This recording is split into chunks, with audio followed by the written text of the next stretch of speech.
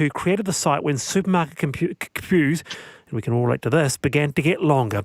And he's here with me to explain how it works. Gareth, welcome to the program. Hi, how are you going? Good, thank you. So tell us how it works. So all you do is you just go to the website and check how long the line is at your local supermarket before you head out and add to the numbers of people sort of congregating out the front waiting to get in. So I was looking at it and I plugged in my local supermarket, and yes, it's there, and it said there is a 20-minute wait and that type of thing. How accurate is it if you go there? How up to date is it? So it's the data comes from everybody else who's actually at the supermarket. So if the more people who sort of update those numbers, the more accurate it becomes. And it's been increasing in accuracy since it started, just because more people have been using it. Yeah, what sort of response have you had? There's about 150,000 visitors a day at the moment. Gosh. So yeah, it was a little bit surprising. I didn't really think it was going to get to grow that quickly. So you're going to keep on going with it? Well, it's not just me. It's I started it, but it's an open source project. So anyone can jump in and contribute code to it, and other people already have. So other people from around New Zealand and also around the world have started to contribute to it. And any supermarket? Any supermarket, any store that's open actually during the lockdown can be added in any country. Good on you, Gareth. We'll look forward to seeing how the website goes. An open source website that you can contribute to. Gareth Hayes there, Dunedin computer engineer. And Peter, just another example of those strokes of genius that come out of something like this. A person sort of starts up an open source platform. This is exciting, and I think we're going to see. I was just thinking as Gareth was talking, some of these small businesses that might be forced to the wall in their existing trades and practices, who knows how they might recreate themselves into this sort of area of innovation over the next little while. This is a superb step forward, and I hope I'll certainly be checking how I can use it, and I hope that lots of other people will as well. Yeah, it's called howlongistheline.org. You can just check it out and then plug in your own supermarket and it'll tell you how long it is to wait. It's a pretty cool idea, Wendell. I mean, it's not free of bugs, there's a little sort of few things to fix there, but it's a nice idea. Well, this is an example.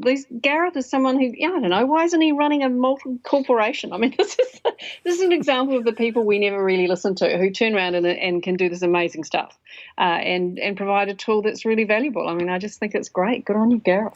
Up here, though, on the Hokianga, when we go to the local Four Square, it's quite a nice experience, I've got to say. People play music and they sing, and it's just a whole different vibe. I quite enjoy it, actually.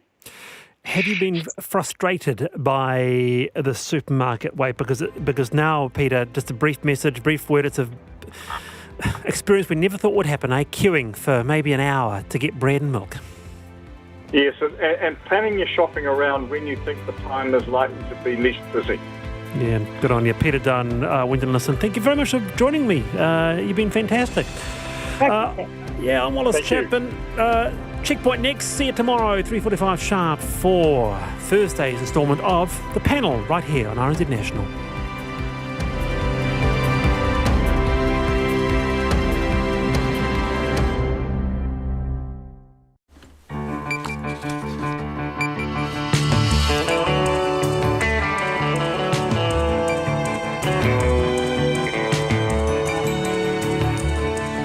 Te whakarongo mai koe ki te reo irirangi o Aotearoa. This is Checkpoint on RNZ National. I'm Lisa Owen.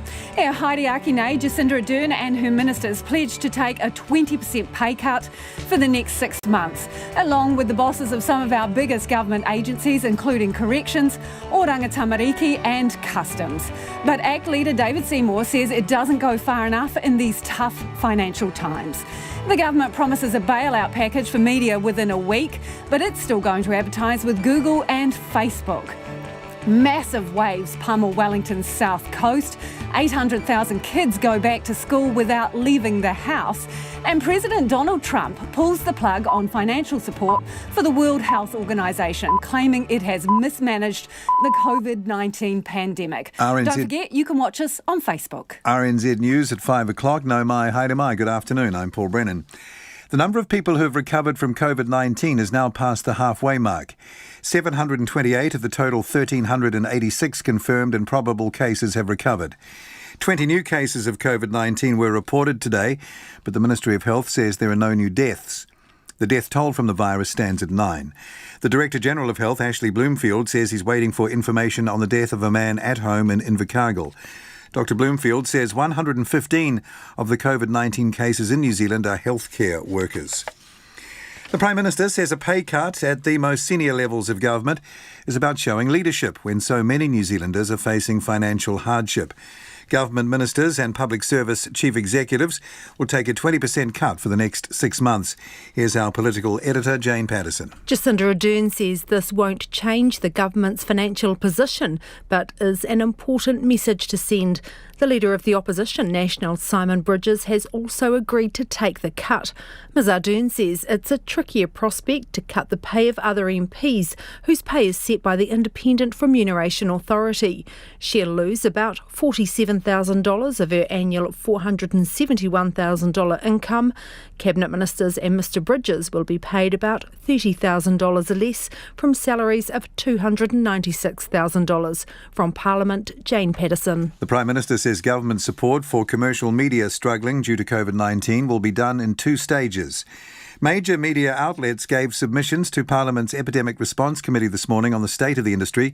Yesterday, NZME cut 200 jobs as a result of a 50% drop in advertising revenue. Jacinda Ardern says the first package, expected within the coming week, will focus on what companies immediately need to get through the crisis. There is some longer-term work that will be at a different scale that will be further down the track.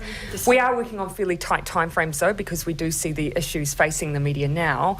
Ministers have been in contact to discuss with them their relative position to make sure that we're not doing anything too late. Jacinda Ardern says these measures are separate from the government's proposal to merge RNZ and TVNZ into one public broadcaster. Schools have completed their first day of remote learning during the lockdown. Teachers say they used the internet and telephone to get lessons and activities to their students. Our education correspondent John Gerritsen reports. Schools had just 2 weeks of holiday to prepare for the start of mass remote learning today, and teachers and parents who spoke to RNZ said it generally went well. They say most children were enthusiastic about being back at school, even if they were still in their own homes. Most were able to log into online classrooms and video conferences, but about 140,000 do not have computers and had to be reached by phone. The government has not said when schools will reopen, though the Education Minister, Chris Hipkins, says April the 29th is a possible date, but only for some students. Ko John Gerritsen, TNA. A retired couple in Christchurch says the country's biggest insurer botched the repairs to their quake-damaged house, but is trying to wriggle out of it. IAG and its subsidiary State Insurance have gone to the High Court seeking a ruling on whether they are obliged to pay for the latest repairs. Phil Pennington reports. IAG paid builders $350,000 to fix the Huntsbury home of Joy and Paul Evans after the 2011 quake. The Evanses say the insurer had made clear to them it was in charge of the repairs. But IAG says the builders are responsible, and though those firms are now in liquidation, it has been trying to make them put things right. The Evanses' lawyer, Richard Johnston, says IAG's legal move is a worrying change that could affect hundreds of other homeowners. Ko Phil Pennington, TNA.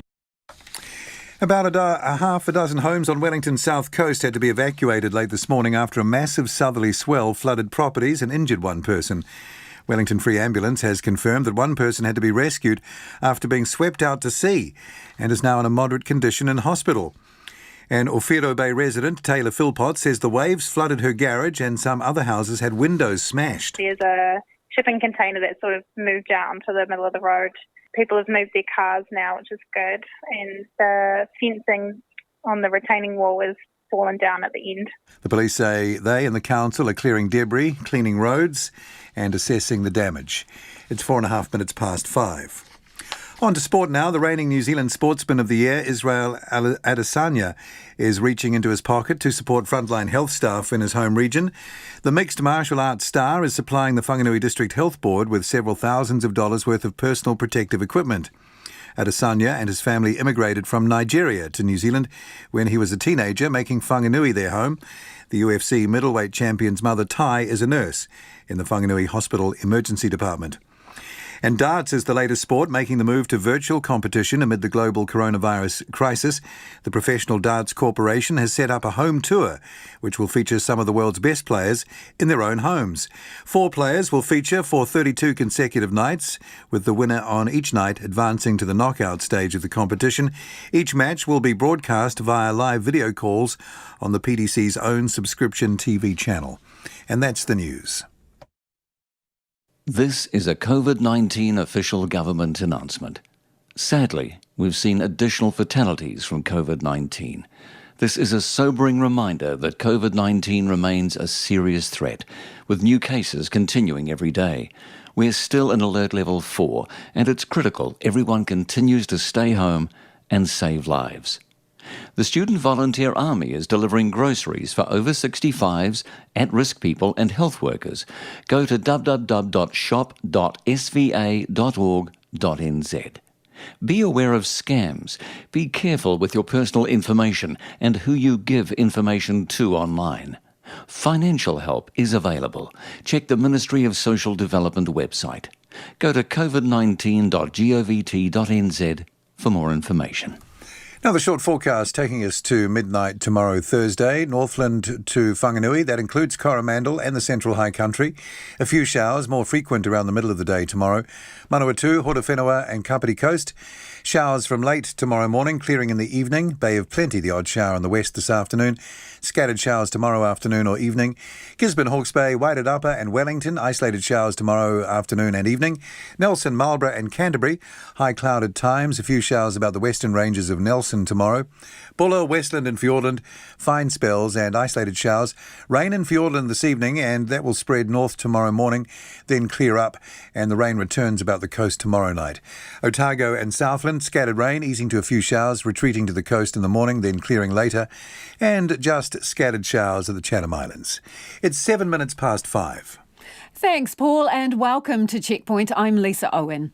The most senior politicians and public servants are taking a pay cut in solidarity with New Zealanders facing hardship under the strain of COVID-19. After kicking the suggestion down the road for the best part of 2 weeks, Jacinda Ardern today announced the 20% pay cut would be in place for 6 months. It comes on the same day the Finance Minister announced tax breaks for small businesses and the official 3-week mark of the month-long lockdown. Here's political reporter Joe Moyer. The pay packets of the Prime Minister, Opposition Leader, the Speaker, Ministers and Public Sector Chief Executives, including Director General of Health, Dr Ashley Bloomfield, will be a bit lighter. Jacinda Ardern's salary is $471,000, so over the 6 months, that's a reduction of just over $47,000. Ms Ardern says it's about standing alongside the many actions taken by New Zealanders to tackle COVID-19. I absolutely accept that this is not going to change the government books, but for us it was about leadership. A lot of people are taking a huge hit right now. I do not want the people who feel it to be the people on the front line, our lower middle income earners. It should be about leadership, and that means the people at the top. Ms Ardern says it's trickier to impose pay cuts on other MPs, as their pay is set by the Independent Remuneration Authority.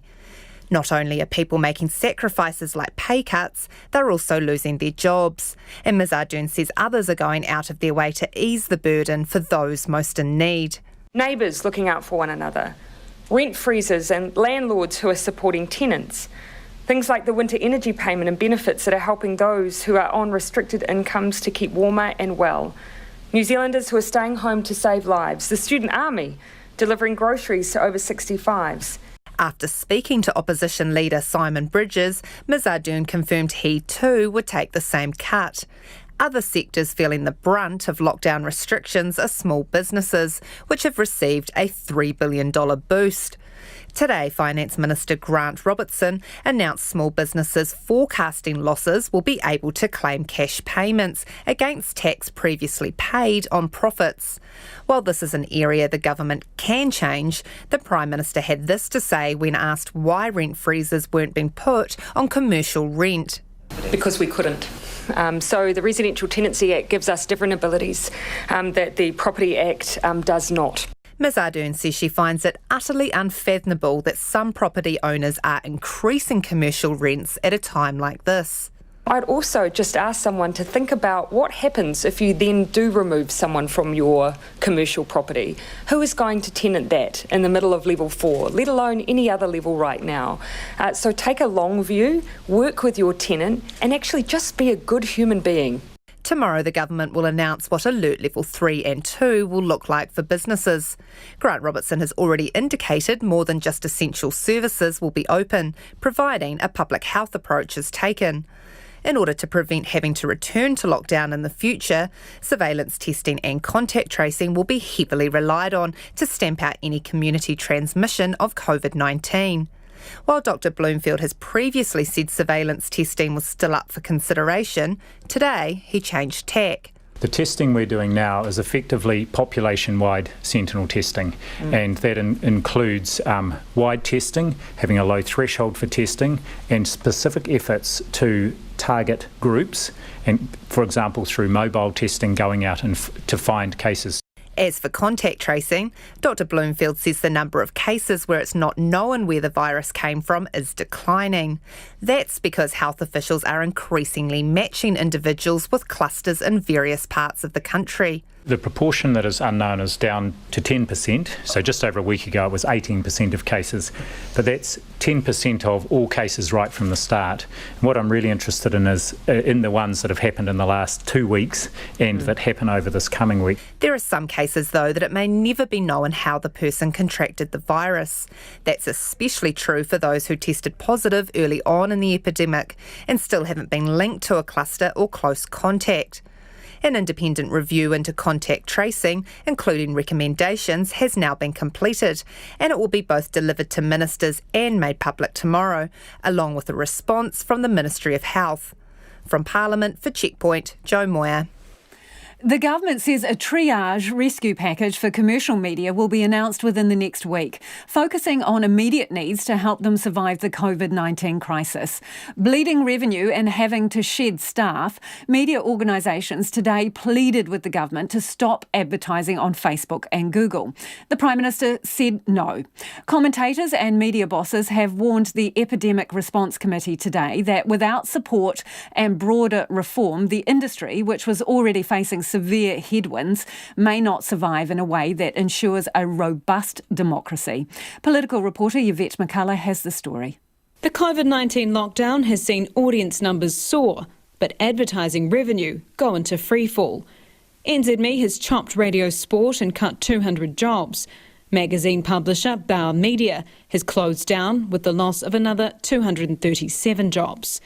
That had media commentator Gavin Ellis warning that with no certain end in sight, the entire industry is on its knees. I don't think there's any more graphic illustration of the dire situation in which the New Zealand media find themselves in this crisis, and I fear that those job losses are not going to be the last. Mr Ellis told MPs today this is an existential crisis, and it's not that commercial media is too big to fail, it's just too important to. Without some help, there's no guarantee that that overarching institution will survive in a form that's suitable for a free and democratic country like our own. Some of that help could come in the form of the government's advertising dollar. The Select Committee hearing criticism about its advertising on global platforms like Facebook and Google. TVNZ Chief Executive Kevin Kenrick says the government needs to buy New Zealand. In a situation where you've got an industry that's on its knees, where you've got a government that's spending billions of dollars to bail out businesses, the first thing I'd stop doing is scoring own goals. So spend the money to support the businesses that pay the taxes that employ the New Zealanders.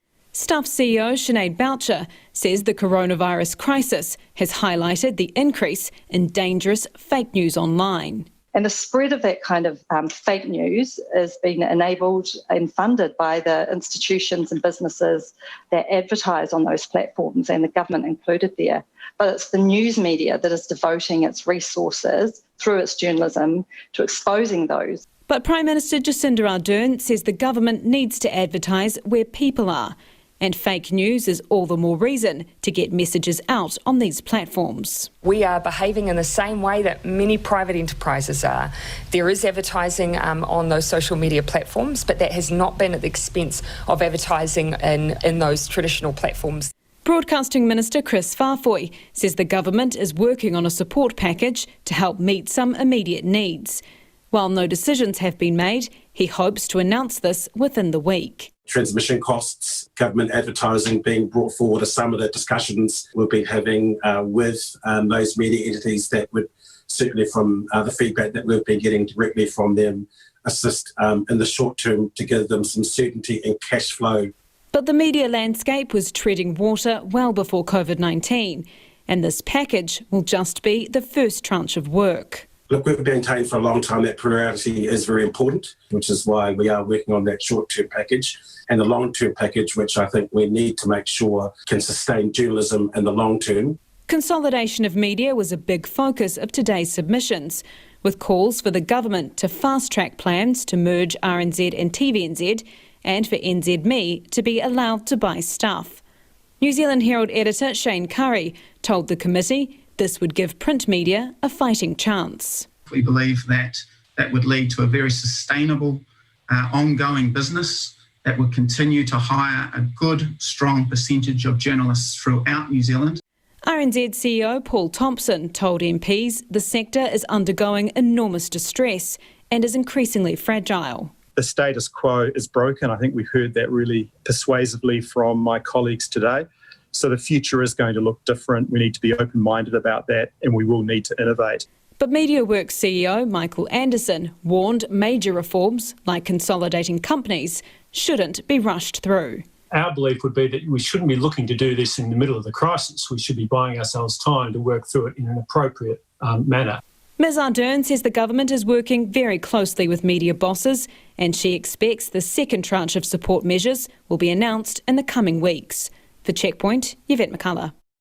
And after 6 tonight, we'll talk to ACT MP David Seymour about why and how all MPs should take a pay cut. Huge waves have been hitting Wellington's south coast today, forcing people to leave their homes and injuring one person who got dragged out to sea. A big southerly swell sent waves about 6 metres high onto the road, hitting Ofero Bay through to Breaker Bay particularly hard. Jonathan Mitchell reports. About half a dozen homes were evacuated late this morning as the waves crashed across the road and into garages and houses. One person was caught by the waves and injured. Wellington Free Ambulance say they were taken to hospital in a moderate condition. Taylor Philpott filmed the waves crashing into our house in Ofero Bay. She was luckily on the 3rd storey. So it was coming right up at our house. A bit of water went through our garage, but the worst of it is really at the top of the street. The waves sort of just carried on right up the bay and broke over the shore and then took out some windows at the front of the street and the fencing on the bridge. She says there was a lot of debris. A lot of driftwood. There's a shipping container that sort of moved out onto the middle of the road. People have moved their cars now, which is good. And the fencing on the retaining wall is fallen down at the end. Another resident, Jemima Bullock, lives between Island Bay and Ofero Bay. She says the waves sounded dramatic and harsh from early this morning, and she says it caught curious onlookers and dog walkers by surprise. There were quite a few people watching on the car park outside the Beach House Cafe, and then we saw a big wave come up and, sort of drench a few people, and that's when it started to get dangerous. She told others to stay away. We saw a few dog walkers get into trouble, so we yelled if they needed some help, but most of them just got wet, really, and cleared the way. Yeah, and then at that point, I actually put 2 messages on local Facebook pages just saying, please don't come down, it's not that safe. Met Service forecaster Andy Best says the waves have now peaked. High tide was just before midday, so the tide is now going down, and the actual forecast for the maximum wave is receding because those swells are now moving away to the northeast. The police say they and the council are clearing the debris, cleaning roads and assessing the damage. Locals are being advised to stay home and avoid the foreshore. For Checkpoint, call Jonathan Mitchell, Tēnei. It's 5:20 and you're with Checkpoint on RNZ National. Keen for your feedback on anything you've heard on the programme so far this evening. What do you think of the ministers and the Prime Minister taking a 20% pay cut for the next 6 months? Also, the bosses of our major ministries, so like Corrections, Oranga Tamariki, even the Director General of Health, Dr Ashley Bloomfield, is taking a pay cut. Should it go further, though, to all MPs? Well, you can text us on 2101, you can tweet us at Checkpoint RNZ or email checkpoint@rnz.co.nz. And let's head to the US now. Another day at the White House and another controversy. Today, President Donald Trump announced the US would halt funding to the World Health Organization for 3 months pending a review of the organization after blaming it for mismanaging and covering up the COVID-19 pandemic. With the outbreak of the COVID-19 pandemic, we have deep concerns whether America's generosity has been put to the best use possible. The reality is that the WHO failed to adequately obtain, vet, and share information in a timely and transparent fashion. The WHO failed in this basic duty and must be held accountable. It's time after all of these decades. A short time later, President Trump's trade advisor, Peter Navarro, appeared on Fox News using some very strong language. They failed to call this a pandemic long after others had rightfully done so, and there's blood on their hands. And I think President Trump is absolutely correct to have a full investigation of how that happened and what China's role might have been. Today's death toll from COVID-19 was a new record in America, an increase of more than 2,100, taking the total number of deaths to almost 26,000. There are now more than 600,000 positive cases in the US. The UN Secretary-General has issued a statement saying now is not the time to cut resources to the World Health Organization. I can't think of anything more foolish. That was the reaction from former Prime Minister and UN Development Programme Administrator Helen Clark to US President Donald Trump's move today. Mr Trump says America gives up to $500 million a year to the health organisation, and he has deep concerns about whether that generosity is being put to the best possible use. Helen Clark wasted no time in telling me what she thinks of that. I can't think of anything more foolish in the middle of a global pandemic, which has gone beyond being a health crisis to being a full-blown economic and social crisis, than taking away money from the World Health Organization, which is so critical in the fight against the health aspects of the pandemic.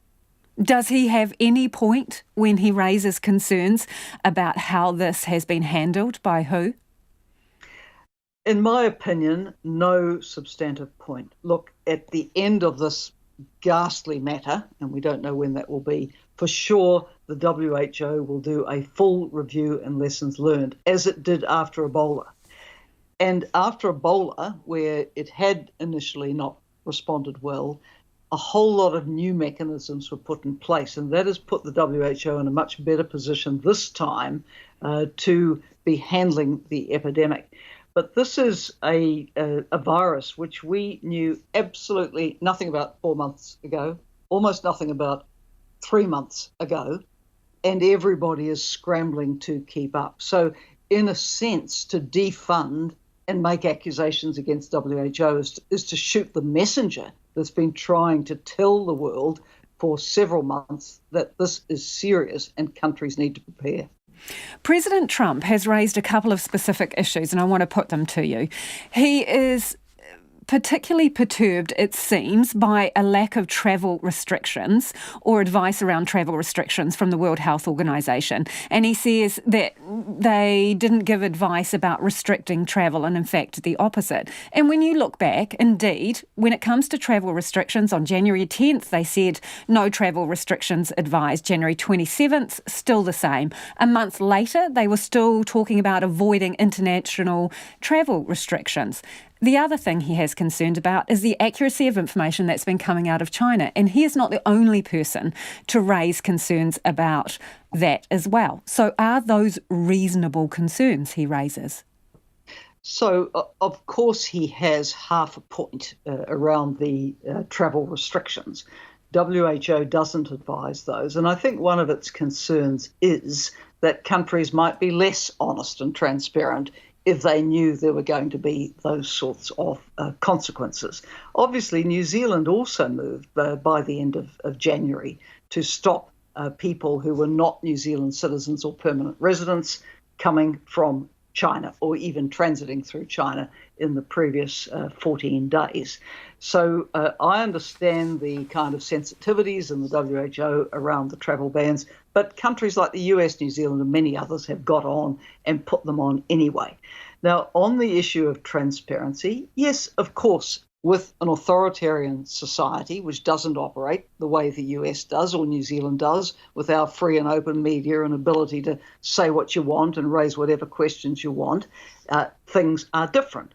And the reality is that there was knowledge in Wuhan at least a month before the notification of the disease to the WHO.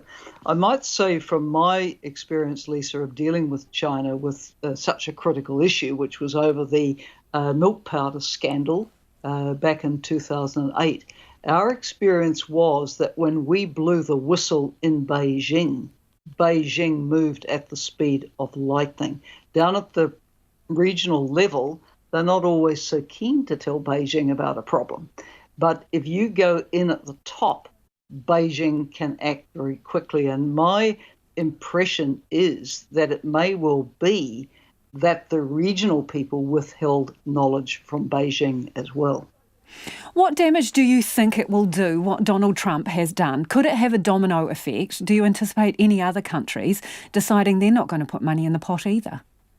So you have to think who might follow such a move. There's a very small number of countries, shall we say, who are uber supportive of anything the president might do. But it seems to me that the overwhelming majority of countries are just going to say, look, let's not start blame games on WHO right now.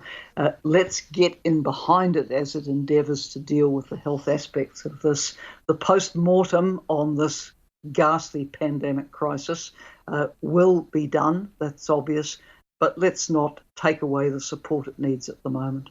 The UN, obviously an organisation that you have immense experience with, so it was involved with Ebola. I'm wondering, is there something that the UN should be doing right now in respect of this pandemic? Yes, the senior level coordination is not high enough.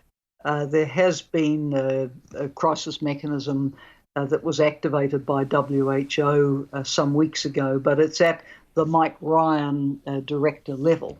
What Dr. David Nabarro, well known to me, who used to advise Ban Ki-moon on pandemic response, has recommended is that the Secretary General should convene a Pandemic Emergency Coordination Council. I think that should be a standing body to be activated whenever something like this arises. And by the way, this is the 6th public health emergency of international concern since 2003. On average, these horrible events are going to come around every 3 years. So a standing capacity, which would be the Secretary General, the heads of the International Monetary Fund and the World Bank, and the Director General of the WHO. Now, their networks are huge. The IMF and the World Bank, they have the ears of every finance minister in the world. And what's going to release money now for a response that will fight the health aspects of the virus and the economic crisis and the social crisis is the finance ministers. They're incredibly important. And by the way, they're meeting virtually this week as well for the spring meetings. And we are starting to see some positive announcements, not big enough, but positive coming out of there.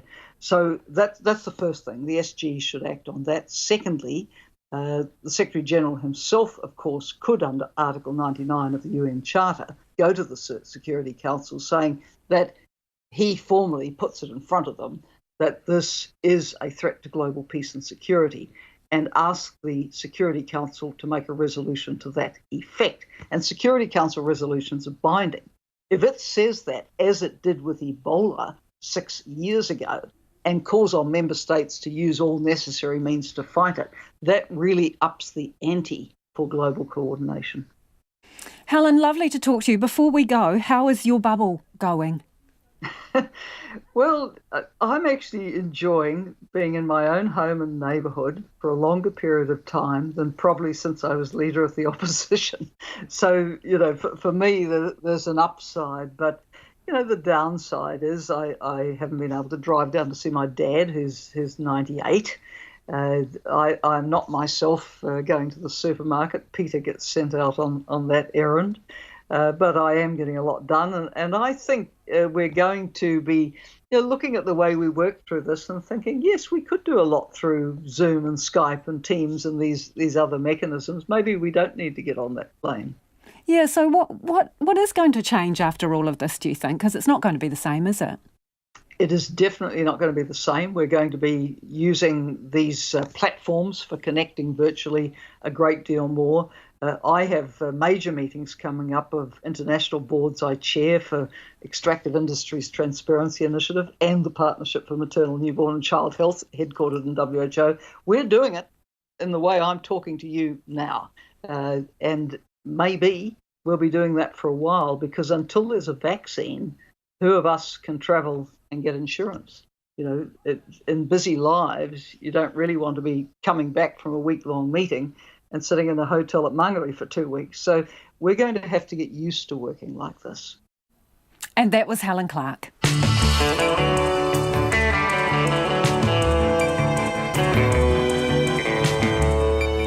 Coming up on Checkpoint on RNZ National, 800,000 children returned to school today, although none of them left home. Maori leaders worry their people will suffer higher rates of unemployment after the level 4 lockdown lifts. And if the COVID-19 pandemic has put your job in jeopardy, we look at what roles you could retrain for. We'd love your feedback, especially on MPs' pay cuts, the triage rescue package for commercial media, and the first day back at school for the little people in your bubble. Text us on 2101. You can tweet us at Checkpoint RNZ or Facebook us, Checkpoint, or email checkpoint@rnz.co.nz. A few of you have already been getting in contact about the MPs, the minister's pay cut. It's the ministers and the Prime Minister. And you're querying figures used in Joe Moyer's piece. This from Michael, who says, Kia ora, Lisa, could you please correct the repeated miscalculation in the news regarding how much 20% of the PM's salary equates to? It's 94,000-ish, not 47,000-ish. Kapai, says Michael. Carol, same thing, says surely 20% of 470,000 is 94,000, not 47,000. Michael and Carol and a bunch of other listeners, the devil's in the detail. The figures are right. The pay cut is only for 6 months, as stated in Joe's package. So they are, half the numbers you are calculating. So around 47,000 rather than 94,000 for the Prime Minister. So do keep your feedback coming. And it's time now for the headlines. Thanks, Lisa. The number of people who've recovered from COVID-19 has passed the halfway mark. 728 of the total 1,386 confirmed and probable cases are no longer unwell. 20 new cases were reported today. Central government ministers and public sector chief executives are taking a pay cut for 6 months in the wake of the pandemic. The Prime Minister says their salaries will be decreased by 1/5 to show leadership when so many New Zealanders are facing financial hardship. The Mayor of Auckland, Phil Goff, says he will voluntarily take the same pay cut. Mayors across Otago have decided to donate 10% of their pay to local charities for the next 6 months. The government says the first part of a rescue package for commercial media will be announced within the next week, focusing on what companies immediately need to get through the crisis. Major media outlets told the Epidemic Response Committee this morning that COVID-19 has slashed their advertising revenue by half. One person is in hospital in a moderate condition after being swept out to sea by a massive southerly swell on Wellington's south coast late this morning. The huge waves flooded properties and about half a dozen homes had to be evacuated. Med Service says the waves peaked at midday and then eased before heading to the northwest. A consultant to the World Health Organization says the US halting its funding could be calamitous for the humanitarian agency. President Donald Trump, who accuses the WHO of mismanaging and covering up the pandemic. A consultant for the organization says it's already underfunded because of countries not paying their dues. And video conferences and phone calls replaced classrooms today. Schools have resumed lessons after 2 weeks of holiday, with teachers providing remote learning for students who are at home due to the lockdown. The government has indicated schools will remain shut for at least 2 more weeks. And those are the headlines. Thanks, Paul, and kia ora, anō. This is Checkpoint, and it's time now for business news with Nona Peltier. Hi, Nona. The future of the country's only oil refinery is under review. What's going on? Yeah, interesting. So this is Refining New Zealand, and they operate the Marsden Point refinery. Well, their margins are really quite slim and not really sufficient for the business to look to a long-term future, having to compete with, believe it or not, very low-priced fuel imports. So those two things have kind of just made them decide to do a strategic review. And what they're looking at is even separating some of the assets and perhaps becoming a fuel importer, and then perhaps also looking at how they can get into biofuels and other kinds of things. That's a wide-ranging strategic review just to see how viable the industry is in the now and into the future, so that they can sort of come up with a plan that they're going to share with shareholders. And the market really liked the idea. The share price rose about 15% today. Interesting. Also, house prices. I found this really interesting across the country. So they continued to rise in the month of in March for the 4th month in a row. So what are the numbers? And because that's part of during the pandemic, isn't it? Now, one of the weeks is post lockdown, and so that saw supply dwindle. Like the inventory for the month was 26% down. I believe it was 26%. I better double check that. Yeah, 26.7% as a matter of fact. And that was the lowest level of inventory ever. That's since they've been keeping those types of records. So that's since 2007. The number of sales dropped to the lowest March month in 9 years. But the prices nationally rose more than 14%. Well, quite a rise, really. So a lot of momentum heading into the lockdown, but April is going to tell a different story, I'm afraid. The economists have been looking at the data that's available and are forecasting a drop in house prices of between 10 and 15% coming up. That is a big chunk of change. Also, what else has been happening on the markets today? Look, the market, surprisingly, the New Zealand market really has outperformed the rest in the region. It was up more than 3% in early trading, a big, hefty rise. But once Australia opened, it dragged down the New Zealand market, as did really the rest of Asia. It seemed to be a little bit lackluster, and I guess people are just sort of sitting back and wondering now what's going to happen. Maybe it's just taking a breather. It's hard to tell these days with what the market mood is. But look, in the end, we rose 2.3%. 2.5%, excuse me. Up 251 points to 10,410. And the dollar, it lost a little bit overnight, at now trading at 60.6 US cents, 94.9 Australian, and 48.1 British pence. Thanks, Nona. That's Nona Peltier with our business news. About 800,000 children went back to school today, though none of them left their homes. Because of the lockdown, teaching is being done over the internet or down the phone. Our education correspondent, John Gerritsen, asked teachers and pupils how it went. Around the country today, children set themselves up for school at kitchen tables, in sitting rooms or in their bedrooms, like 11-year-old Leilani Fair. This is my Google Classroom. It's the main thing that we're using for for how we're going to manage it all. I've got my different subjects. I've got Maori, health, social science, reading, maths, writing, just the usual. And I'll get all my tasks posted into there with everything that I need to complete. And I'll just work through it and see how it goes. For Christchurch 10-year-old Zoe Rhodes, the classroom today was her kitchen bench and a computer. I just had a meeting on Zoom. There's videos, the morning videos of just your teachers, but today was our first Zoom meeting. We didn't have our whole class in there. I only had a couple of my kids in there, but it was nice to see them because I hadn't seen them in a long time. Zoe has 3 younger siblings, 2 of them at school. Her mum, Gabrielle Still, says she was a bit daunted by the prospect of supervising online schooling for 3 school-aged children, but it's been okay. It was a bit overwhelming looking into the 3 going back to school, but the website that they're using is really easily, it's all laid out, things that they kind of have to do, and then more fun stuff that they can do throughout the day to keep them busy. But yeah, no, it hasn't been too bad so far. And there's always the 2 educational television channels the government has set up specifically for the lockdown. One in English. Welcome to Maths. Today, we're going to be taking an imaginary flight. And one in Te Reo Māori. Nau mai anō ki te rūmaharatau o Opaki. He kēmu anō e haere ake nei e hāngai ana ki te hākinakina. Hea te hākinakina e hāngai ana ki tēnei kēmu. Schools had just 2 weeks to prepare for the mass switch to remote learning today. Teacher Kelly Englefield from Sommerfield School in Christchurch says the school was well prepared, though today they encountered one of the limitations of video conferencing. They were all really excited, especially to see each other and to see me and Gavin because we teach collaboratively.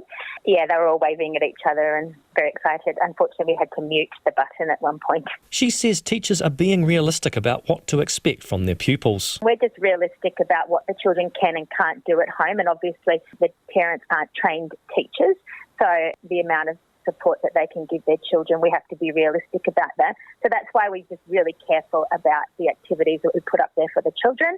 We're also providing the children with some choice so that it's just not a list of have-to-dos. The government estimates about 140,000 school-aged children do not have access to the internet.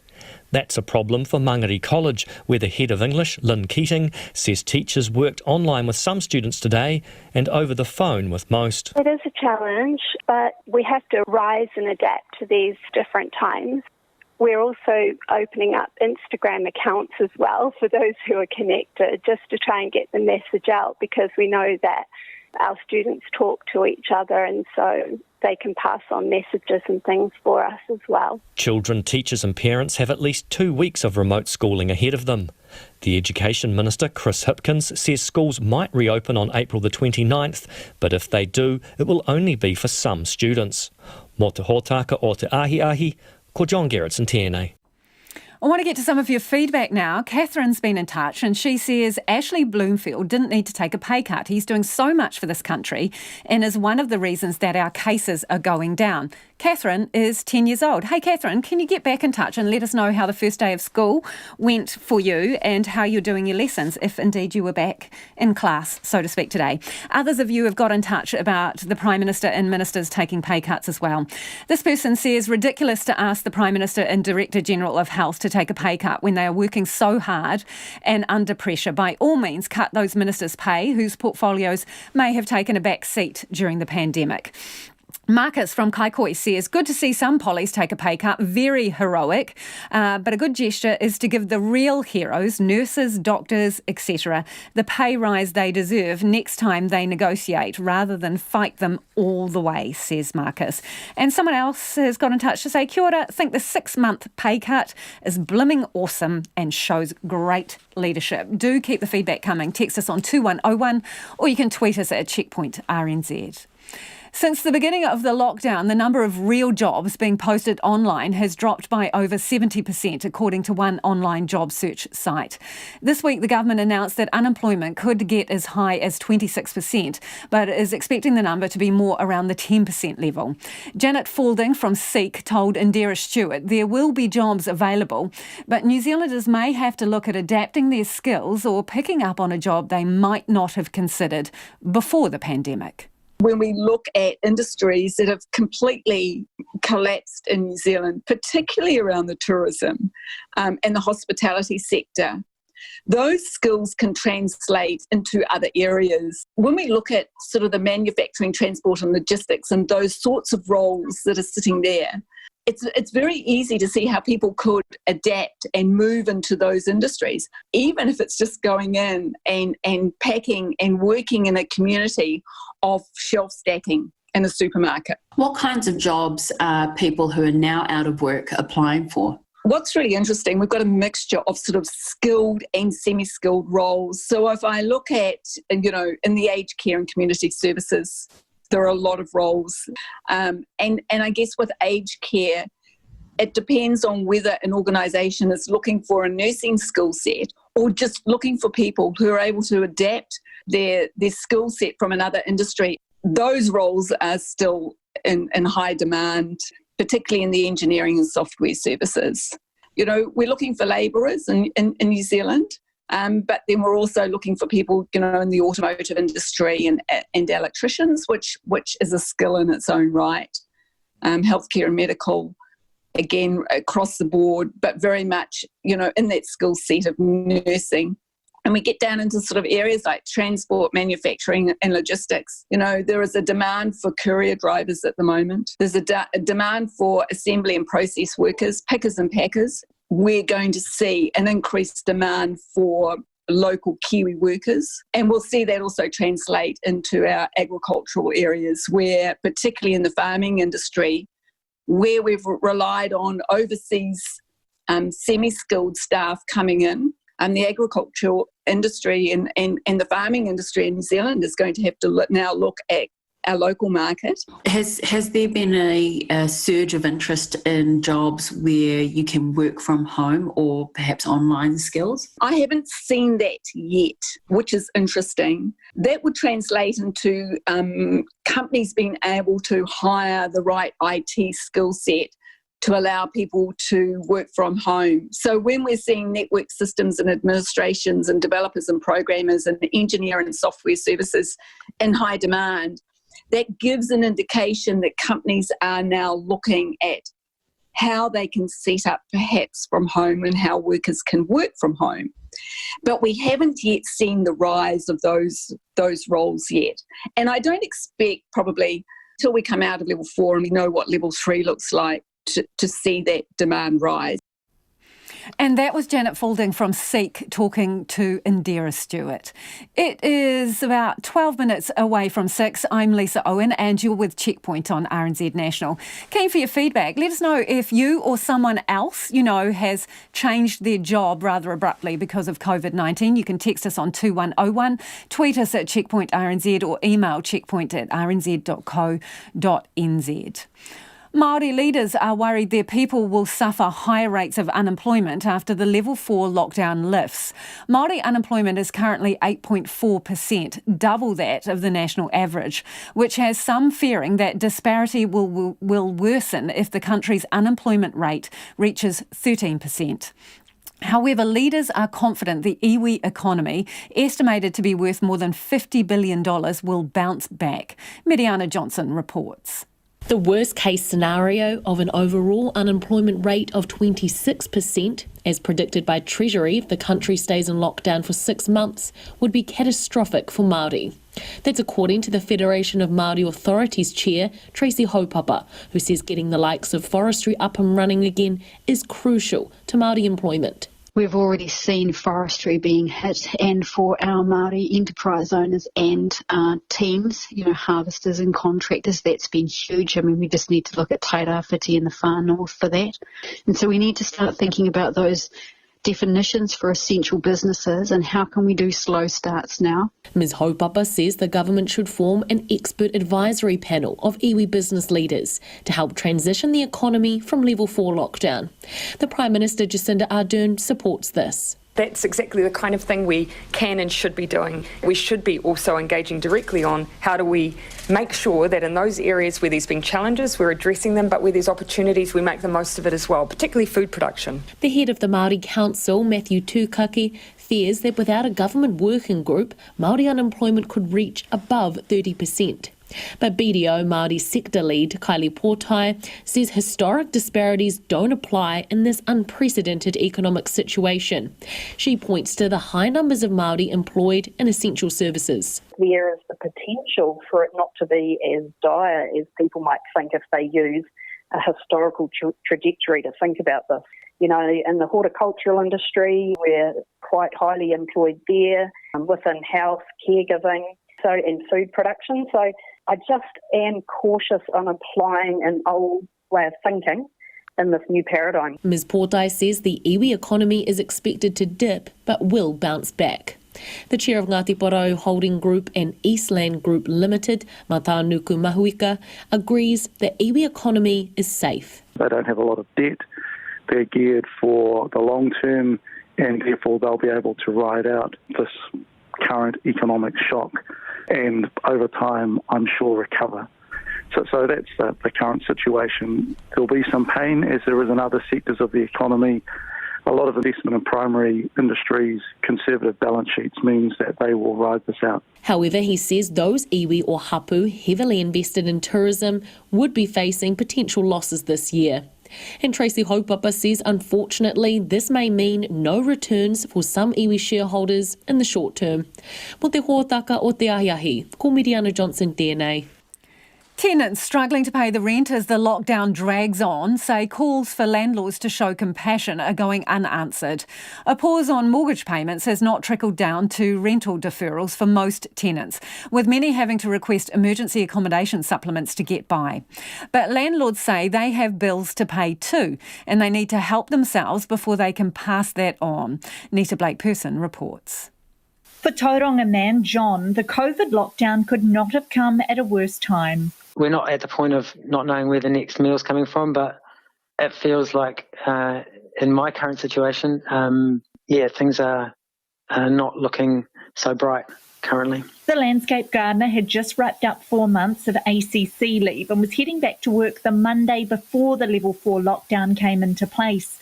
His partner is due to give birth to their first child next month, and he's still being processed for the government's wage subsidy. So he approached his property manager about getting some help. I mentioned our situation, how my partner was pregnant, etc., whether or not I would get the wage subsidy and whether they could be compassionate in regards to us.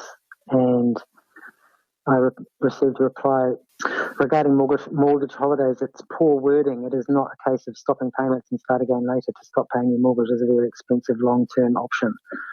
Then I got the spiel that the owner feels that he's kept your rent below market rents and that we should chase up MSD for the support there, and if I got a rent reduction that I would have to pay it back. John isn't alone in needing help. More than 317,000 people received the government's accommodation supplement last month. Cassie Haffendorp works with the protest group Action Station. They've been surveying renters during the lockdown and say many are struggling. Finding it hard to get reasonable rent reductions. People in between houses and can't move during lockdown, so they're paying double rent in some cases. The rising living costs from lockdown, so people that already have their credit cards maxed out and are already in debt. People stuck in mould-filled houses with no heating and no repairs on the way. It's a disaster, really. Sharon Colwick is the Executive Officer of the New Zealand Property Investors. A survey of their members during the second week of the lockdown showed just over 6% had reduced rent. 2.6% had agreed to deferrals. She says while mortgage holiday schemes are in place, they're often not a good option for homeowners. What that means often is you might take 6 months off your mortgage payments, but instead of adding 6 months on the other end of them, it may end up being 12 months or 13 months. And the cost of that is normally quite a lot more than what your cost of actually paying your mortgage for that time. So that's really one of the last things that we tell our members to do. Ms Colwick says landlords have bills too, and they can't help tenants if they're struggling themselves. 90% of our members only own their own house plus one other property. They themselves have to look after themselves before they start putting on the oxygen mask onto other people, which may mean that they can't afford to give their tenants a holiday on rental payments. They've got to worry about themselves, they've got to worry about their own jobs, they've got their families to support, and often our members are actually older people and they've done it as a retirement plan. So they still need to look after themselves before they can help the tenants. But back in Tauranga, John says with more than 500,000 households in New Zealand renting, there's got to be something that can be done. I'm no economist and nor a mathematician, and I know there's quite precise and tricky calculations involved with those sorts of things, but I'm sure it'd be easy enough to work out and pass on the reduction to us. Mo te hōtaka o te ahi nei, ko Nita Blake Person aho. 60 New Zealanders who have been stranded in Peru and other parts of South America are back on home soil. The government-assisted charter flight touched down in Auckland early this morning, bringing to an end weeks of anxiety for travellers who otherwise would have had no way home. But one New Zealand woman has made the tough decision to remain in Lima after her Peruvian husband was barred from entering the country. Our reporter Sarah Robson has the story. After a year apart, Nairi de la Oliva Zamora arrived in Peru 5.5 weeks ago, so she and her husband, Jose Luis, could start applying for a partnership visa so he could return to New Zealand. And within a matter of days, we went into lockdown. It just happened in an instant, just like that. So there was no warning or anything. The government just locked us down within a matter of hours. Nairi de la Oliva Zamora is a New Zealand citizen and the couple married here in 2018. Under the current travel ban, only New Zealand citizens and residents are allowed into the country. But exceptions do exist for partners, children and parents of New Zealand citizens and residents who are travelling together. They filled out the application, hoping Jose Luis could get a seat on the Mercy flight. We filled it out and then we emailed it back. And it said that because of the overload, it could take a matter of days for them to reply. Well, within a couple of hours, they replied and they told us that we had been denied. Nairi de la Oliva Zamora says they were gutted and they had to contact the New Zealand embassy to tell them they wouldn't be getting on the flight. It took a couple of days for it to kind of kick in. The reality that we weren't going to return back to New Zealand. Nairi de la Oliva Zamora and her husband now face an extended period of time in Peru under lockdown, and no one knows when that might be lifted or when they might be able to leave. But one of those who has made it home is Lily Andrew. The Wellington woman packed up and moved to Lima in January. She had planned to get a job and make a life there with her Peruvian partner. But COVID-19 changed all of that. I think the main thing is that I knew that obviously work was impossible then. So in terms of my financial status, it wasn't really going to be viable for me to live there properly and probably not for a very long time. Although I was safe where I was with my partner and his family, it just wasn't a good situation, especially I didn't want to worry my family. Lily Andrews says she was pretty teary as she boarded the plane in Lima. She knew she was giving up all those big plans she'd made. I wanted to go and take amazing photos. I wanted to get a job. I wanted to make new friends and set up my own life there. And I just, as I left the sort of the ground, I just felt it completely crumble. But by the time they were coming into land, as I sort of got into Auckland, I could, see all the lights, and I just, I was really excited just to get on the ground, have a good cup of Kiwi Earl Grey tea that I have desperately missed. And I was excited to see my family, so it was really mixed feelings, really. Talia Loughlin has been in Peru since August last year. For her, the biggest hurdle to boarding the flight was actually getting to Lima. I was in Cajamarca in northern Peru, which is about 16 hours by bus.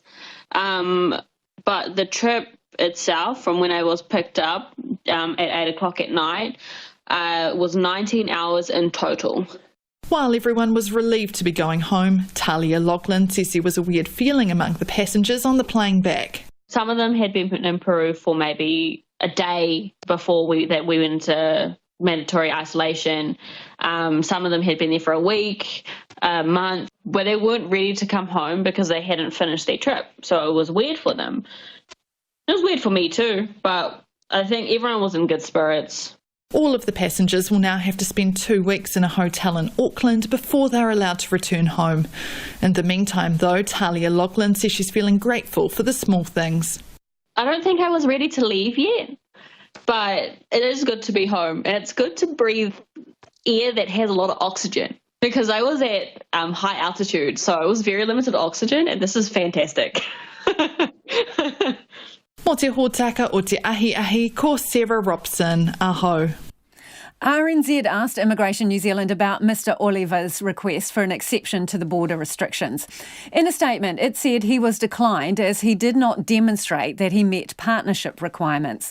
Immigration said it has no evidence of the couple's marriage and it had not been mentioned in previous visa applications. Some time for your feedback now. A lot of you getting in touch about the Prime Minister taking a pay cut. Also, Ashley Bloomfield is taking a pay cut, 20% for 6 months. Seriously? Ashley Bloomfield should be getting paid 20% more, not less. I'm sure he would be working longer and harder. That from one of our listeners. Someone else, Steve, says regarding the 20% pay cut, I'd rather they donate the 20% for 6 months to local charities. Food Bank, Women's Refuge, Dunedin Wildlife Hospital, etc., who are doing it tough, rather than the money disappearing into a fiscal black hole. That's from Steve Walker, a Dunedin City Councillor. And this one about retraining. They say, my wife's cousin used to be a captain of 787s from Sydney to LAX for Virgin. He is now driving a truck around New South Wales. My, how times change. RNZ News at 6. Good evening, I'm Paul Brennan. More than half the people infected with COVID-19 have now recovered. 728 of the total 1,386 confirmed and probable cases are no longer sick.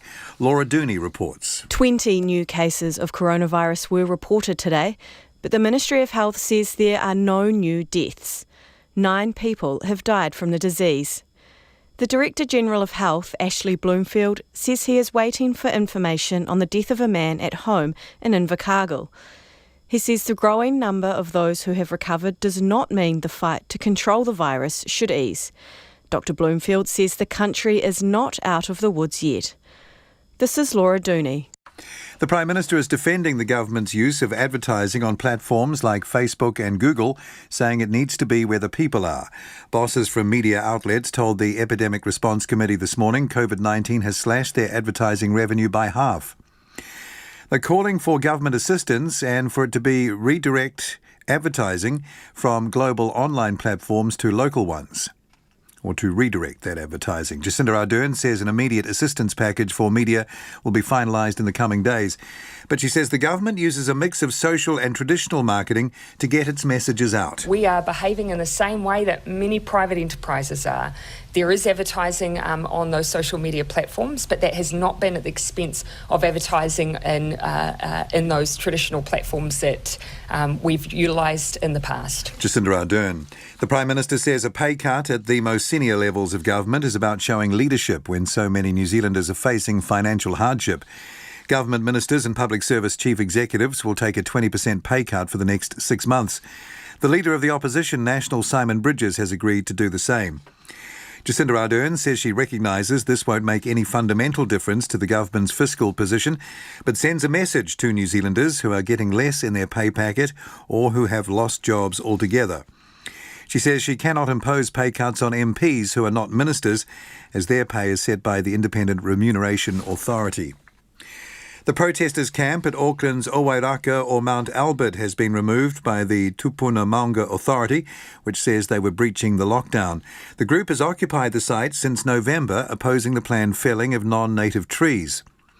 The authority says the group has encouraged protesters to maintain a constant presence at Owairaka by occupying the camp in surveillance shifts.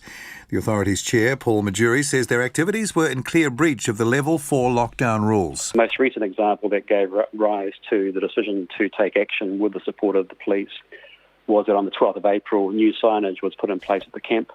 And so clearly people had been in and around the camp. They weren't in the area for recreation, which we know is authorised, but they were undertaking unlawful actions in terms of the COVID-19 restrictions. Anna Radford from Honour the Maunga says it was not breaching the lockdown. The former Prime Minister Helen Clark has responded to the US President halting funding to the World Health Organization, saying she can't think of anything more foolish. Donald Trump is blaming the organisation for mismanaging and covering up the COVID-19 pandemic and has withdrawn funding while a review is done. Helen Clark told Checkpoint Mr Trump has no reason to lay such blame, as COVID-19 is a virus that the world knew almost nothing about 3 months ago. And everybody is scrambling to keep up. So, in a sense, to defund and make accusations against WHO is to shoot the messenger that's been trying to tell the world for several months that this is serious and countries need to prepare. Helen Clark, who headed the UN Development Programme, says the WHO will do a full review of its response to the pandemic. Households on Wellington's south coast remain cordoned off tonight after waves caused flooding and broke windows. A big southerly swell sent waves about 6 metres high onto the road on the south coast, hitting Ofiro Bay through to Breaker Bay particularly hard. One person was swept out to sea and then taken to hospital in a moderate condition. Jemima Bullock lives between Island Bay and Ofiro Bay. She says it caught curious onlookers by surprise. We saw a few dog walkers get into trouble, so we yelled if they needed some help, but most of them just got wet, really, and cleared the way. Yeah, and then at that point, I actually put 2 messages on local Facebook pages just saying, please don't come down, it's not that safe. Jemima Bullock. Tonight, 5 houses remain evacuated, which includes around 20 people, cats and dogs. They'll be staying in motels for the night. It's nearly 5 minutes past 6. And in sport, the governing body for Super Rugby and the Rugby Championship believe they have until the end of this year to complete both competitions in some form. The future of the competitions in 2020 remains uncertain because of the COVID-19 pandemic, but Sanzar boss Andy Marinos has told Newshub they're determined Super Rugby and the Rugby Championship will go ahead. Marinos also says holding both competitions at the same time is one of their options. That's the news. Schools open for online learning. It will be great to see our kids again. I can't wait to see what they get up to. New Zealanders avoid hospitals. They don't go because they think they're not allowed to. They don't go because they think, the hospital's now only for patients with COVID disease. And President Trump claims he has ultimate authority. The authority of the President of the United States having to do with the subject we're talking about is total. Now, of course, that is simply totally untrue. Finding the Truth. Morning reports weekdays from 6 on air and online. Now the short forecast taking us through to midnight tomorrow, Thursday, from Met Service, Northland to Whanganui, including Coromandel and the Central High Country. A few showers, more frequent around the middle of the day tomorrow. Manawatu, Horowhenua and Kapiti Coast. Showers from late tomorrow morning, clearing in the evening. Bay of Plenty, the odd shower in the west. Scattered showers tomorrow afternoon or evening. Gisborne, Hawke's Bay, Waitatapa and Wellington, isolated showers tomorrow afternoon and evening. Nelson, Marlborough and Canterbury. High cloud at times, a few showers about the western ranges of Nelson tomorrow. Buller, Westland and Fiordland, fine spells and isolated showers. Rain in Fiordland this evening, spreading north tomorrow morning, then clearing. Rain returns about the coast tomorrow night. Otago and Southland, scattered rain, easing to a few showers, retreating to the coast in the morning, then clearing later. And at the Chatham Islands, scattered showers. Coming up to 7 minutes past 6. Thanks, Paul, and welcome back to Checkpoint. I'm Lisa Owen. Kiwis like a fair deal, so it might come as little surprise to you that the government's Price Watch inbox now has thousands of complaints. Price Watch was set up as a repository for consumer concerns over suspected price gouging in the COVID economy. Consumer New Zealand is also vetting similar complaints, so what are the concerns, who is feeling ripped off, and over what? Well, joining me now is Consumer New Zealand's Head of Research, Jessica Wilson. Jessica, thanks for joining us. Can you give us a bit of an idea, how many complaints are you getting? Well, we've been getting complaints even before the lockdown kicked in, particularly around things like hand sanitisers and face masks. I think the most expensive price we've seen for hand sanitiser is around $260 a litre, so quite something for a product with a few ingredients in it. We have also been getting complaints from some consumers about grocery prices, prices at dairies, and even prices for cigarettes going up unexpectedly. And more recently, we've been getting complaints about high fees being charged for cancellation of events, with consumers concerned that traders there are taking advantage of the situation to charge fees higher than they normally would. So what kind of volume are you seeing? Well, look, we haven't added up our complaints, but we're kind of getting a steady stream. Almost every day we're seeing a couple of complaints come in. In terms of the supermarket-related stuff, what sort of products are the focus of people's concerns? You mentioned hand sanitiser there, but any particular food items? Well, food items covered a variety of things. People were finding, and this was especially when Countdown wasn't offering its special deals, right. consumers were finding that their grocery bill when they got to the till was more than they expected it to be and more than they said they would usually pay. So it covered a range of things from parsley to a bag of flour or cereal. So it was quite wide-ranging. Supermarket prices, of course, are an issue of concern even outside of times such as these, because we have quite a concentrated supermarket trade, just two big players. So price issues in this industry aren't new. So in sifting through that massive pile of complaints, what percentage would you guess at that have legitimate concerns, or are they just sort of venting when they send you an email? I mean, how many seem to be the real deal in terms of gouging or a legitimate complaint? Yeah, well, I think looking at the prices that we're being shown for things like hand sanitizer and face masks, definitely issues there. You know, the prices being charged for these products, which are pretty simple to make, indicate that the trade is just trying to make an extra buck here. They're trying to exploit the situation to earn some extra income. So dairies you mentioned there too. Obviously some people will be restricted to getting their supplies from much smaller stores. Can you go into a bit more detail about what some of the issues have been there? Yeah, well, the complaints sort of covered a range of products, even, as I mentioned before, cigarettes going up. So people finding that for common household staples, if they just had to pop into the dairy because they couldn't go to the supermarket at that time, they were finding they were paying, $1 or $2 more than they usually would for that kind of product that they normally would pick up at a dairy. So some of the price increases have been, when we're talking about hand sanitizer, many tens of dollars, but for some of the other products, consumers have been finding that things seem to be $1 or $2 more than they would usually pay. How long is it going to take you to wade through all of these and kind of reach a conclusion in some of the cases? Well, look, a little bit of time. What we also need, particularly when we're talking about grocery prices, there's a bigger issue here that we do need some proper price monitoring in this market, not just reacting to situations like this, because it is a very concentrated market. If we had routine price monitoring going on, regulators would be in a better position at the moment to know if the prices consumers were being charged were fair or if there was something else going on. So you would have some baseline data, basically, is what you're saying, that right. You could reference back to. Exactly, and that is really something that's been needed in the supermarket trade for a long time, a little bit similar to the petrol market, very concentrated, big players dominate. So when you've got a situation like that, you do need active monitoring and regulation of the market to make sure consumers, they're not being overcharged, and the effect of having a very concentrated market isn't to consumers' disadvantage. Appreciate your time this evening. That's Consumer New Zealand's Head of Research, Jessica Wilson. Text us on 2101, text us on 2101 if you've seen any particular examples of this. We're really interested. Jacinda Ardern, her ministers and about 30 public service chief executives are taking a 20% pay cut over the next 6 months. But it doesn't go far enough for ACT leader David Seymour. Among the bosses taking a salary haircut are the CEOs of Corrections, Inland Revenue, Oranga Tamariki, and even the Director General of Health, Dr Ashley Bloomfield. But ACT leader David Seymour wants all MPs to take a pay cut. And the only way that can happen is if Parliament legislates it. The Prime Minister can't just change the salaries of her parliamentary opponents. That would be a really bad constitutional situation.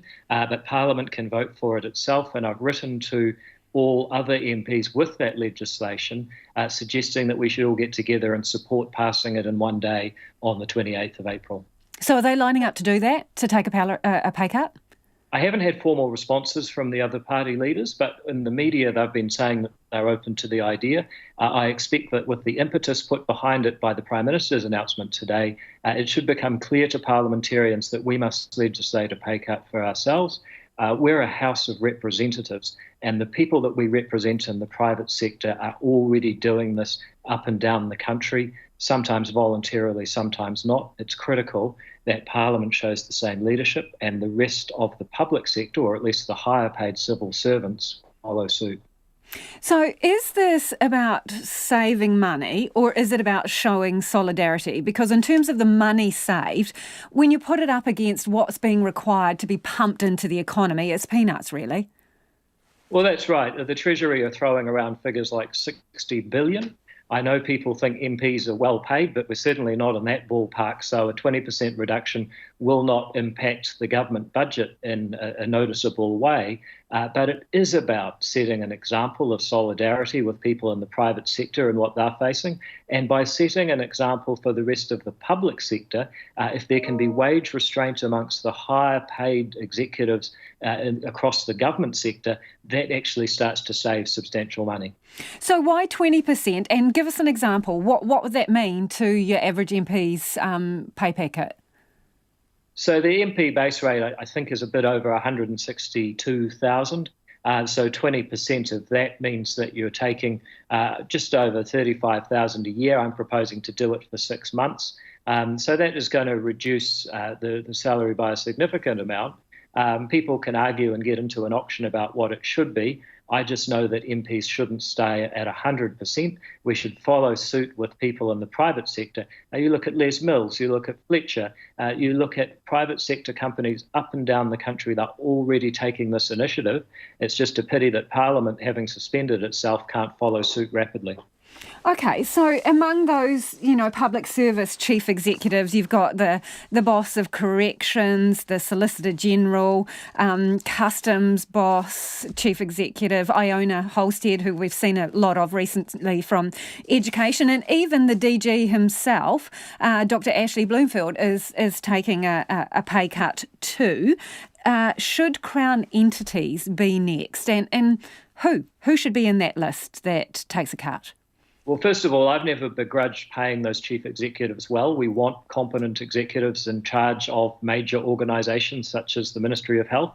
However, just as it is for people running private sector organisations, taking the 20% or whatever, I think it's difficult to argue that the public sector should not, because if they don't, we find ourselves in a situation where suddenly the public sector, which is responsible for managing this crisis, and by failing at it to the extent they do is damaging the private sector, actually end up profiting off having a source of taxpayer money and being able to get funded by the Reserve Bank, which is also happening. So it's critical that the public sector does not gain an advantage in this crisis over the private sector, because in this country we need both. So can you name any names of who else should be added to that list in terms of Crown entities?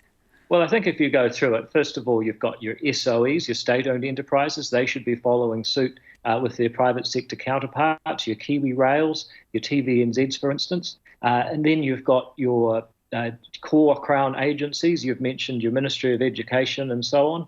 And then you've got your quangos, your quasi-government organisations, your Human Rights Commission, for example. So you go across the public sector, you've got a lot of people on multiple six-figure salaries. I don't know if you like your boss, but obviously RNZ would be one of those too. Can you get this through? Well, I've got the legislation drafted. I've written to all the other parliamentarians. I've invited them to vote for it. I'll be very disappointed if they don't, but if Parliament doesn't legislate, I can tell you that other MPs and myself, I think, will be taking the initiative and donating what we would have lost to charity, because it's the right thing to do. Is that guitar in the background so that you can compose a wee ditty about pay cuts in your spare time in the bubble? I tell you what, I don't know if you ever saw me dance, but I just want to tell you that I'm even worse at music, so I don't think that's the most effective way for me to campaign. And that's ACT leader David Seymour Skyping us from his bubble with his guitar in the background, talking there about his bill that he wants to introduce for all MPs to take a pay cut of 20% for 6 months. It is 18 minutes past 6. You're with Checkpoint on RNZ National. Let's head to the States now, as Donald Trump faces criticism for his administration's own handling and downplaying the COVID-19 pandemic. The US president has today turned the tables on the World Health Organization, freezing its funding for at least 3 months while a review is conducted. Trump said the World Health Organization made a dangerous and costly decision to oppose travel restrictions from China, and it should have acted much sooner to stop the spread of the virus. Gavino Garay has more. Today I'm instructing my administration to halt funding of the World Health Organization. U.S. President Donald Trump on Tuesday pulled the funding from the major international health body pending an investigation into what he said was the mismanagement and alleged covering up of information that exacerbated the spread of the coronavirus. The move comes as Trump faces criticism for his response at countering the virus in the U.S. Critics accuse Trump of downplaying its severity and being slow to take action. But Trump Tuesday laid the blame on the WHO and said the United States, the largest donor to the WHO, had deep concerns about whether its funding was being put to the best use. The reality is that the WHO failed to adequately obtain, vet, and share information in a timely and transparent fashion. The WHO failed to investigate credible reports from sources in Wuhan that conflicted directly with the Chinese government's official accounts. There was credible information to suspect human-to-human transmission in December 2019, which should have spurred the WHO to investigate immediately. Trump accused the WHO of taking China's, quote, assurances at face value. The WHO's reliance on China's disclosures likely caused a 20-fold increase in cases worldwide, and it may be much more than that. Trump himself praised China's transparency on the virus in January, something he denied doing on Tuesday. I don't talk about China's transparency. In the United States, there are over 600,000 reported coronavirus cases, 3 times more than in any other country, and more than 25,000 fatalities, according to a Reuters tally. Our Washington correspondent is Draguti Dave. Late this afternoon, I asked her what President Trump was playing at. Now, critics of the president say that actually this decision, this action, is to deflect blame from his own response to the epidemic in the United States. The very things that he is accusing the World Health Organization of, the slowness to respond in the early stages, is very much what he and his administration has been criticised for in the United States. Others also are suggesting President Trump is not the only one who is criticising the World Health Organization. There are other conservatives who have long thought that China is too influential in the World Health Organization and have longed to try to change that. And they've criticised the World Health Organization for not properly, what they say, not properly vetting the data that they got from the early stages of the outbreak, not fully communicating the extent of the crisis. So there are various things at play here, but really one of the things that the critics are saying is that this is very much deflecting attention. Because obviously this comes hot on the heels of a pretty gruelling press conference where he was asked some tough questions about what he has or basically hasn't done to curb the pandemic in his own country. Absolutely. The questions have been coming thick and fast. The criticism has been increasing in the last few weeks, really, of what the president has done, the speediness of his response. And it seems some have suggested that is why his criticisms of the World Health Organization have increased as well. So early on in the outbreak, the president compared the coronavirus to the flu. He talked up the economy, dismissing concerns of the virus, saying that it'll go away, for example. And he described this as cheerleading for the economy. When he was asked why he did that, he called himself a cheerleader for the country and didn't want to unduly worry, but claimed he was acting behind the scenes with this travel ban on China that he announced at the end of January, that went into place right at the beginning of February. And this is one of the things that irks him also about the World Health Organization, that they had criticised his decision or they had opposed his decision, rather, on a travel ban because they didn't feel that restrictions on trade and travel were really sufficient to stop the spread of the virus. But and this is the thing that the president called dangerous, this opposition. One of the reasons why he believes that the World Health Organization is China-centric. That is our correspondent in Washington, Jagrute Dave. Getting some feedback from you about, price gouging, allegations of price gouging. M. Wilson's got in touch to say, I paid $13 for a packet of strepsils at my local dairy, ! Maybe you should have added another ! Someone else says, Countdown still has not got specials. They've used 4 ! And also a listener's got in touch to say the government has done nothing about the petrol prices, given that oil prices were down over 60%, which equals 2002 prices since early March, and prices have only dropped less than 10%. Now, this is an interesting one, and you might be able to help us with this. A listener says, I would like to know why it is only Wattie's and Sea Lord brand of canned food, out of all the other canned food brands in my cupboard, that do not have a use-by, best before date. I can't tell which ones I should use first. Is that right? Can you have a look in your pantries and get in touch before 6:30? Text us on 2101. You can tweet us at Checkpoint RNZ. Do Wattie's cans not have a use-by or best before date? Anyway, let us know. A Christchurch couple says their insurer totally botched the repairs of their quake-damaged house and now won't pay for it. And their lawyer says all householders should be worried the same thing could happen to them because of the insurer who's now heading to the courts. Phil Pennington reports. Official inquiries have found innumerable repair jobs were botched after the Canterbury quakes, miring thousands of people in wrangles. In this latest case, the country's biggest insurer group, IAG, paid builders $350,000 to repair the home of Joy and Paul Evans of Huntsbury. The builders messed it up badly and have since gone into liquidation. IAG says it's pursuing them, but it's also gone to the High Court, seeking a ruling on if it's obliged to pay to repair the botched repairs. The Evans' lawyer, Richard Johnston, is in no doubt about that. I just don't see how they can deny responsibility under the contract, given they arranged for and scoped and selected the builder. Commercially and frankly morally, to take this point now in 2020 against policyholders that are trapped with a house they cannot use and cannot sell is a real concern, and I'm deeply troubled this step has been taken. He says IAG and its subsidiary State Insurance identified the damage to the home, prepared the building contract, selected a project manager and engineering consultants, but missed the damage to the foundations and did not apply for building consent when they should have, and failed to collate a record of works or get a code compliance certificate, but was now rejecting any responsibility for all that.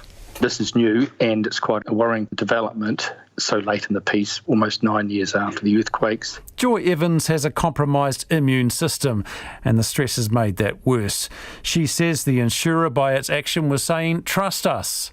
All the way through this process, we were assured that they were looking after us and they were doing everything in our best interest. We were told we would be looked after. We had no control over what was happening. We had no budget to do any of this. The couple, in an affidavit to the High Court, outlined the numerous assurances they were given by the insurer and the builder, even as work was dragging on without consent and contrary to agreed designs. Joy Evans says it's been an endless fight with State at a cost so far of $50,000 in legal fees and building reports. Paul Evans says they've tried using the Canterbury Earthquakes Insurance Tribunal, set up just last year to mediate such disputes. It was supposed to be a low-cost method of getting things resolved, but state insurance just seemed to be wriggling out of this and referring things to the High Court in the full knowledge that those things are expensive. The Earthquakes Insurance Tribunal says a High Court ruling in the Evans' case will be of major benefit to many other homeowners in similar straits. IAG says in a statement its policy with the couple promised payment of money, not repair work. It says the builder Falcon Residential and Hawkins, both now in liquidation, are responsible for the repairs. It says in a large number of cases IAG has succeeded on behalf of customers to use its leverage to require builders to put things right, but so far not in this case. Richard Johnston, though, says in all other cases he knows of, insurers have settled with homeowners. So IAG's High Court move is of real concern, as it might absolve them of paying up in hundreds of similar cases. Joy and Paul Evans's part-time jobs have disappeared under COVID-19, and any prospect of a retirement spent visiting friends abroad is receding. We know that even if the next ruling that comes out of the High Court, it won't be the end. There will be another High Court appearance, Spence, and then we have no idea whether or not they will appeal it. We can't see any end to it. We have paid our insurance premiums over the years in good faith, and we've been left high and dry. The house sits unsellable, and the Evanses estimate it will take over $1 million to repair the repairs, money they do not have. For Checkpoint, Phil Pennington. Right, a lot of you are getting in touch about this canned food issue. Thank you very much for your detective work. So we had a query, a listener wondering why the Watties cans don't seem to have a best before date or a use by date. Well, Alison's been rifling around in the pantry. She says her Watties baked beans and tinned tomatoes do not have any dates on them either. Elaine says Watties peaches, no use by date.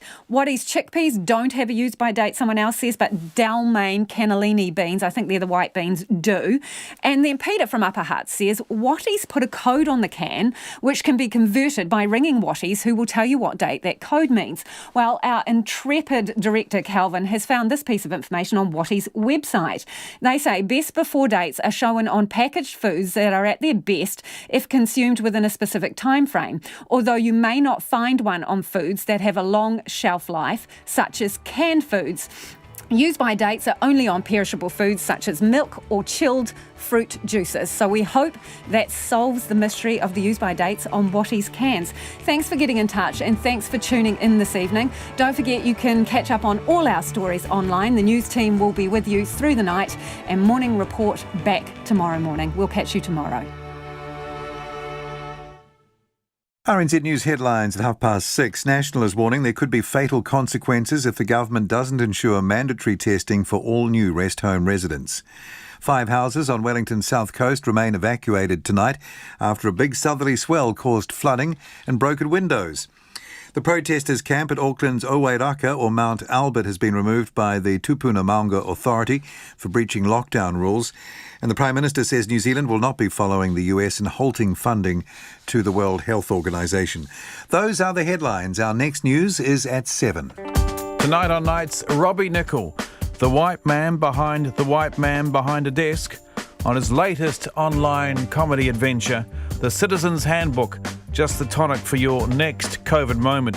If that doesn't distract you, there's always this week's Hump Quiz, and David Downs on his not-for-profit project to help small business during the COVID crisis.